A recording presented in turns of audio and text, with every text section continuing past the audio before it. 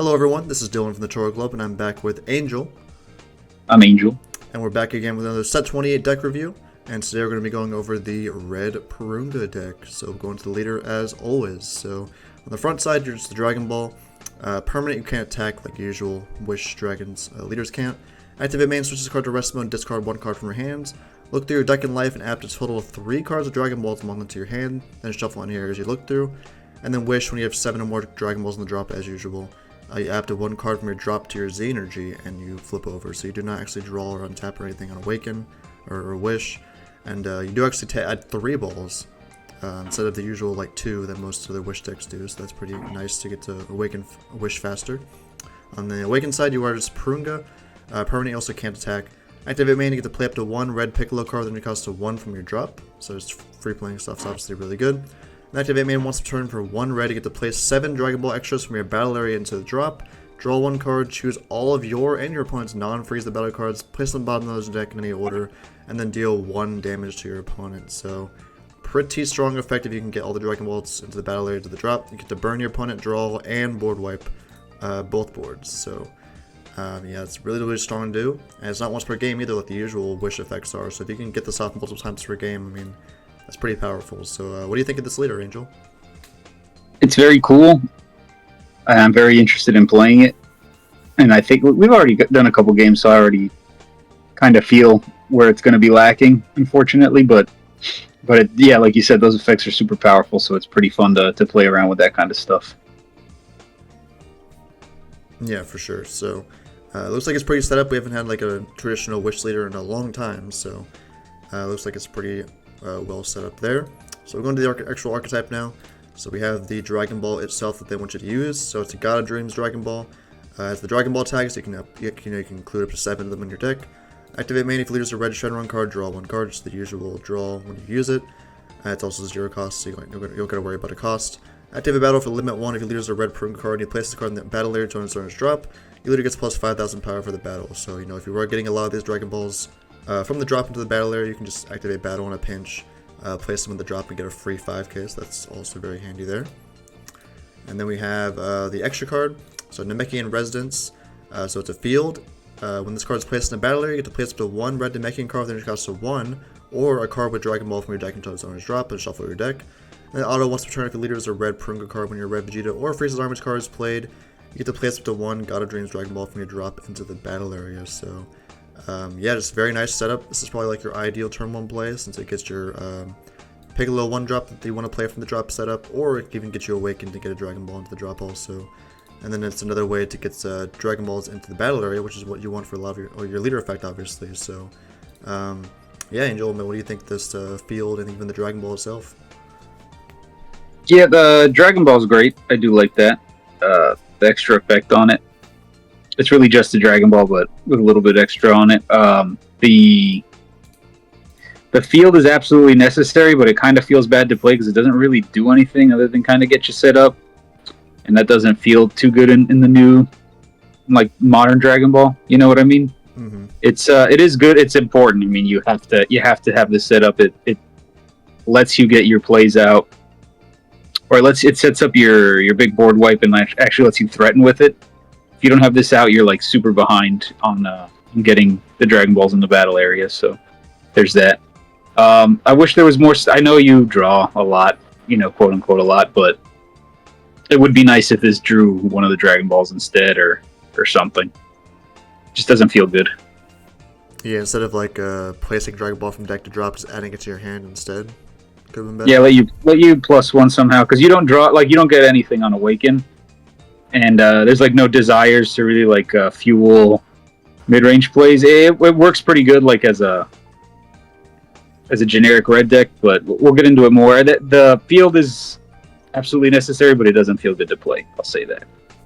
Yeah, for sure. Since you can't combo it, and also as it doesn't draw, also it's definitely loses a bit of value, but you definitely do need it, like Angel was saying. So necessary card there at least. And we have the actual 1-drop Piccolo that they want you to play off the leader.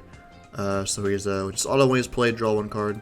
So he's gonna draw off the leader every turn, which is nice. He's a 1-drop.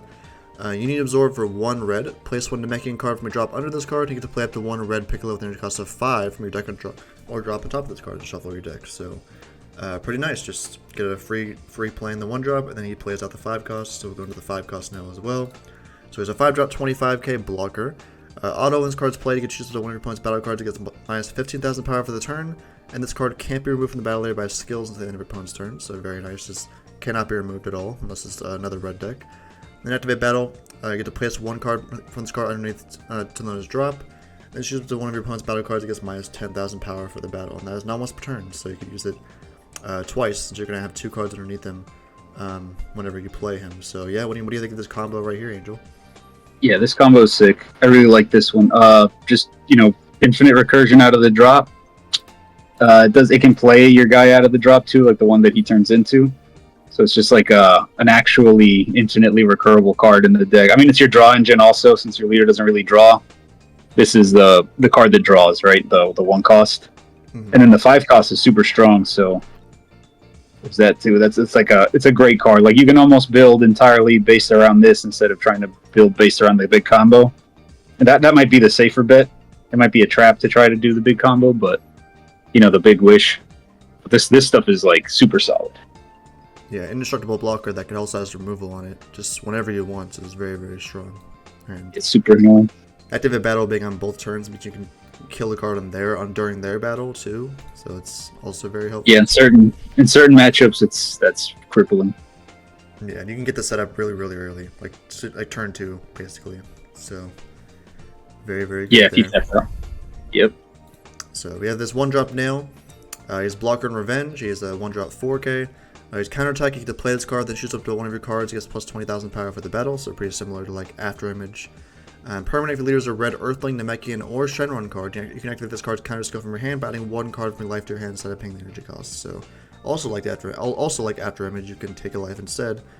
He doesn't negate, but you do get the plus 20k, so it's like a 20k combo, and then you get a free blocker revenge out. So yeah, how good do you think this is in this deck, Angel? I mean, this is going to be a new staple in every deck, I feel. Every red deck that can run it, it's super crazy. And it feels extra good in here because you kind of need it to be your like Union Absorb piece for Piccolo. Mm-hmm. That's kind of the flavor of it, right? He absorbs nail, but yeah, awesome card. Life take, revenge blocker. It's good stuff. It's a power crept token negate base. Although it isn't a hard negate, so there's that. That's a pretty big downside. Yeah. So. But should get you out of most attacks. I'm sure they won't be comboing at a plus 20k a lot of the time. So, but a very, very good defensive piece, especially since you don't take life and awaken. So there's no restriction on what life you can be at to even use this. So you can potentially just use this at 8 life and to protect yourself from some stuff potentially or something. So pretty neat there. And we have this 4-drop Gohan. He's a 4-drop 15k. Counterattack, you can negate the attack and play this card. And he has a permanent where you can activate this card's counter skill from your hand by returning 1 God Dreams Dragon Ball from your battle area to your hand instead of paying the energy cost. So it's essentially just a free negates as long as you add one of the balls from your battle area back to your hand, which is pretty nice there. Then we have the Krillin, which is kind of similar. He's a 4-drop 15k as well. He's counterplay this card. And he has the same permanent where you can activate this card's counter skill by returning 1 of the Dragon Balls from your battle area to your hand instead. And then he has a permanent where when another one of your battle cards is removed from the battle area by opponent's skill, you can place one of the Dragon Balls from your battle area until owners drop it instead. So, yeah, it's pretty nice being able to keep your cards alive as long as you stack the Dragon Balls. Or they're just forced to kill Krillin so he doesn't protect himself. But, yeah, obviously free cards in this deck with these are really nice, right? Yeah, the Gohan is super nice, obviously, but there's a lot of cards like that. Krillin, there's like nothing like this so far. Like, he's like the kind of the first of his kind to like totally protect another card. You know what I mean? That's nuts. He can protect anything. So like secret rares, and things like that. Like boss monsters from other decks. It's not just like some in archetype thing. It's anything. So that's huge. It's like it's got a lot of potential to be something great. Very excited to mess around with that card more. Yeah, it's nice that they add the balls back to your hand also off of the counter skills, since they'll obviously let you draw a card back. So they're kind of like drawing when they're played too, essentially, right? Yeah, exactly. I mean, it's a card you can't combo, so it's not, your opponent knows that's not a serious threat. But if it gets back to your turn, that is another card. It's another real card in your hand. So super nice. It feels good too. Yeah, to bounce it back to get that extra draw next turn. Yeah, especially nice. especially comboing the Gohan with like a explosive dance, like just will definitely stop turns a lot of the time. It feels like. Yeah, you can lock down a turn, put it behind a topo too. Like if they try to take the challenge, definitely regret it. Yeah, definitely. So free cards always good.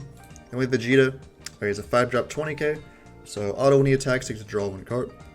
And activate battle for 1 red if your leader is a red Porunga card and your opponent has 2 or more energy. You play this card from your hand. You get to place up to 1 God Dreams Dragon Ball from your drop into the battle area. Then choose up to 1 of your cards that gets plus 10,000 power for the battle. So he's like a kind of like an activate battle combo, and then play out. So give a card 10k, plays out, gets 2 balls back. So the field will put 1 to your battle area, and this guy will also put 1 to the battle area. And then he can be a 20k attacker that can draw a card. He's pretty decent, but what do you think, Angel? Yeah, it's a pretty mediocre card, I think, for this day and age. It does put balls in the battle area, like you said, so you might be tempted to run it, but I feel like the other 2 options are just infinitely better every time, and you'd rather leave your energy up for something else on opponent's turn. I'm not super impressed with it.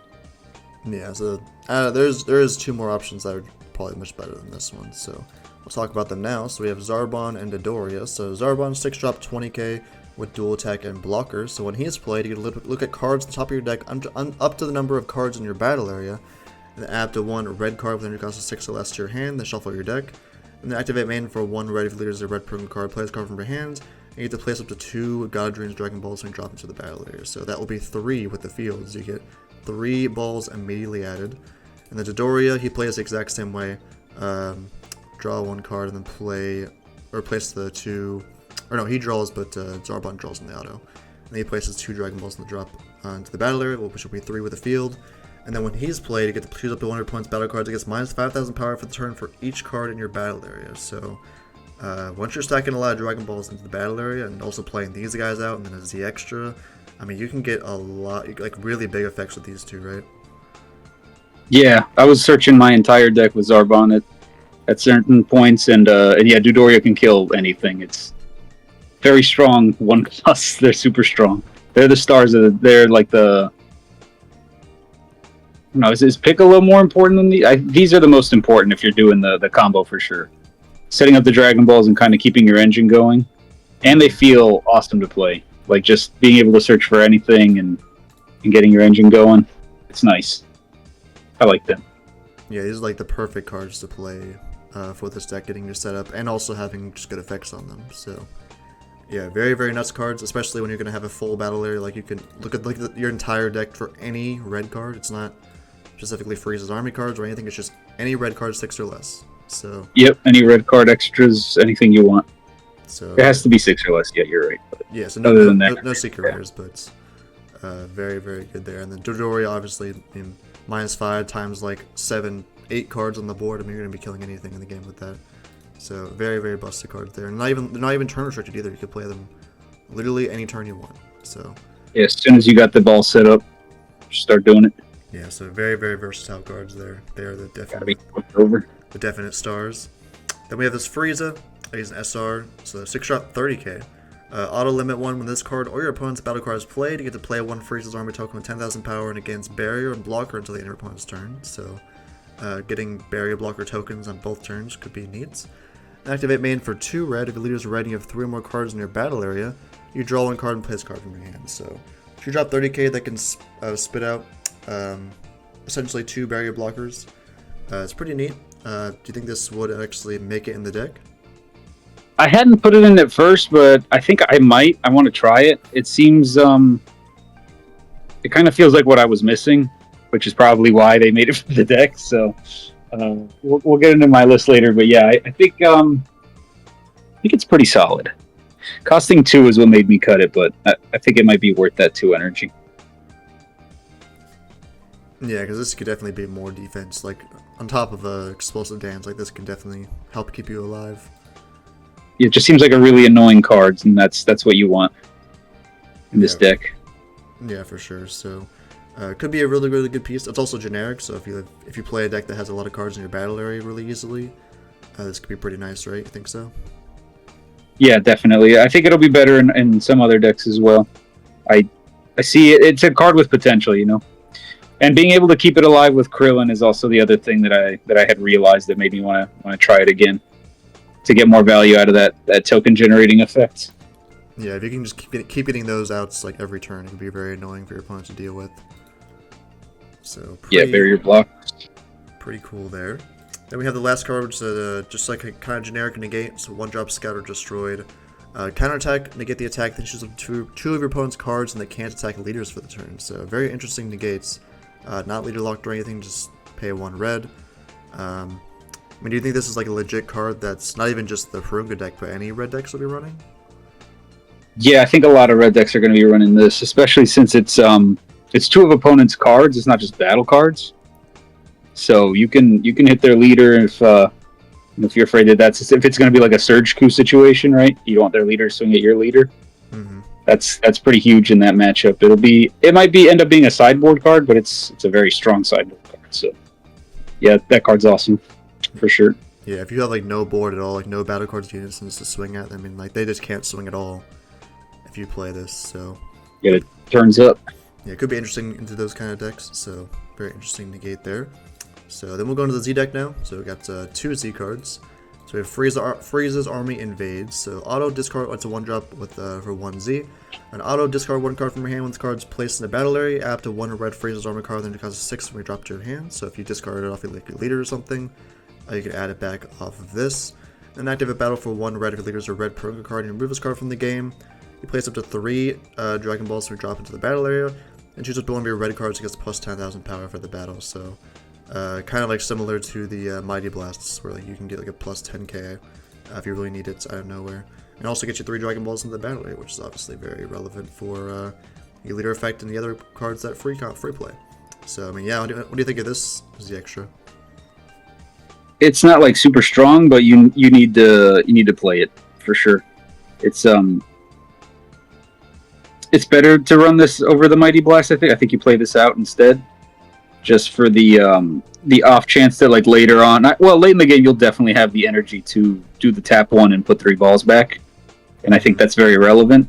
So I think this is like to set up your dance. This is the Z extra that you want to put down. Yeah, that's always the most important just for that reason. Yeah, exactly. That's what it's for, really. Yeah, so it's archetype heavy enough that you definitely want to probably run this. So it's pretty decent right there. Then we have this Frieza. He's 2-drop 20k for 1 Z. He's deflect permanent. If this card has 40,000 power or more against critical and barrier, then activate main. Not once per turn, you can discard 1 card from your hands. This card gets plus 10,000 power for the turn. And then choose one of your opponent's battle cards to get minus 20,000 power for the turn. So yeah, obviously this being not once per turn is pretty dang good. So this Frieza can basically be a board wipe from the Z deck as long as you have the cards in hand to discard. And he can become a huge crit and barrier swing for 2. I mean, do you think this is like just a staple for every red deck nowadays?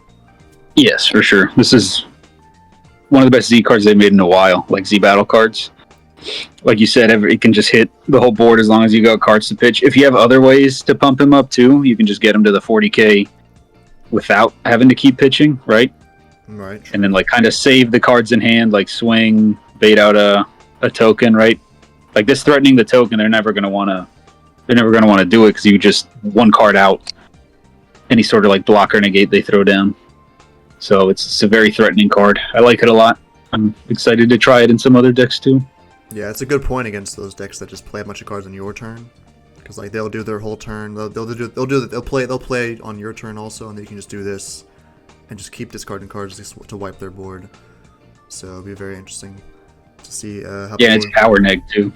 It's 20. It's a lot. Like it's not 15, right? It's the 20 is a big break point. So you're definitely just like getting rid of a card every time you pitch one, Yeah. or worst case, like get rid of indestructible stuff. It's pretty good. Yeah, for sure. So it'll be interesting to see how people will be using this card in the future.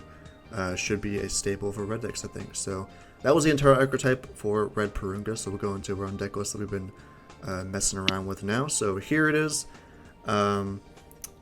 So yeah, I mean it's pretty much the whole archetypes in here, I believe. And then explosive dances are obviously a 4 of. We have the concept rare in here.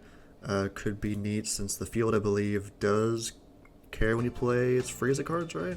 Or Yeah, it's Frieza's army. Yeah, Yeah, so it counts. That can get you an extra Dragon Ball, which is neat there. And then I guess you can explain why you're playing Shenron Secret Rare.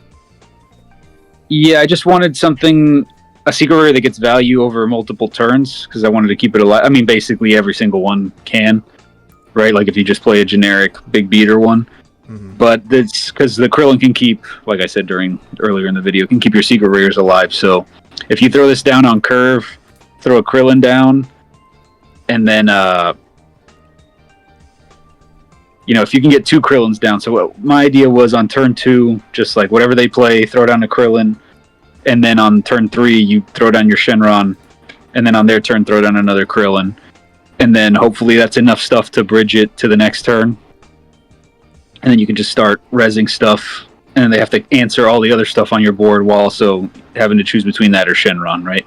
So that was the idea. It didn't really come up, but it felt nice to have that option in my hand the whole game in case the game went long. And that's kind of the only reason I put that in there. And also because Broly's a 6-cost Frieza's army that gets me a ball, which is kind of cool. If you res that, it just feels like a nice little combo. That's true. Yeah, I didn't even realize it was Frieza's army also, so that's some cool synergy there. And then the KPs for the same reason, yeah, for get rezzed out of the at a drop or give it triple attack with the Shenron and burn a lot. It's also a Namekian, so you can Union Absorb with it if you mill it early on. Yeah, so a lot of cool synergies there. It's pretty nice. It's more of a cheeky list. Sparking 5 just because you get a lot of the Dragon Balls in the drop fast, right? Exactly, yeah, it's just live immediately. And then the Goku blocker is just always a staple for red. Yeah. And Especially with the free play of the 1-cost Piccolo. Like if you don't have the energy to play Piccolo Surging Power, the 5-cost, the Union Absorb effect, you can swing with the Goku, combo it off the Piccolo, and then kind of get a free untap that way. So it feels kind of nice in the deck in that regard. Yeah, that's pretty good. So I mean, how competitive do you think this deck could possibly be? It felt close, but there's just some awkward stuff and some things missing, I think. The leader not being able to swing and not really doing, like, the only thing you're doing really is the Dragon Balls thing. So the threat of that is this leader's more just threatening in that regard, and then the only cool tech is like the free Dragon Ball stuff, right? Access to Zarbon and Dodoria. It's like it feels like it has a lot of stuff going on, but it's still not enough. Everything's maybe just slightly undertuned. And I get why. It's because that activate main is completely ridiculous. But I don't know. It feels like it's going to be very hard to get there twice. You'll definitely be able to do it once, but I don't know. Getting them to the point where that's super threatening doesn't feel easy. It's not you don't have them on a timer or anything like that. They can easily kill you at any point in the game, right? It's because it's red. Like if they don't care about ants, you're gonna have a really hard time. So that's my thought. I mean, it's definitely not bad, but I don't think it's broken or anything or tier 1. Like, how would you rank it among all the other decks in the set? Like one of the lower ones, maybe? Yeah, probably this is the top end of the bottom half, so like right in the middle, but not as good as, let's say, the green ones. The green ones I think probably feel better. Like this feels, plus all the Dragon Ball shit that can happen, like you got 3 balls in life, you're just kind of effed. Like there's nothing you can do about that. You're just screwed. Right. Just right off rip from RNG. Like there'll be games where everything works out, and then there'll be other games where they don't. It's very RNG heavy. And like if you draw a lot of balls also, then you're not really drawing on an Awaken side, and you're not really drawing on Awaken, so your hand could end up being small. I mean, my hand was never small, but it feels very small at the beginning. Right? You want all the balls in deck, but that doesn't always happen. It's just kind of and it also you have to set up for 2 straight turns of doing nothing, and that feels bad also. Right. So there's a lot of downsides. The deck's just kind of too slow to not really have the craziest top end ever. It probably needs like a serious boss monster that could bridge a turn somehow. Yeah, for sure. So maybe some support down the line will make it a little bit better, but it seems like it's a pretty competent deck, at least. Like, you could definitely take games with... Yeah, somebody will figure it out, I'm sure. Yeah, because there are some good cards in there. Like the Zarbon and Dodoria are very crazy. And obviously, if you can figure out getting the leader effect like consistently, like without dying, like that's very, very scary. For sure. So, yeah, that is the red Porunga deck coming out in set 28s. Let us know in the comments what you think of this deck and what kind of tech you want to run in it. And yeah, that'll be everything. So thank you guys for watching. Deck will be in the description as always, and I will see you guys in the next one. Goodbye. Yeah. Shout out Ray Rice.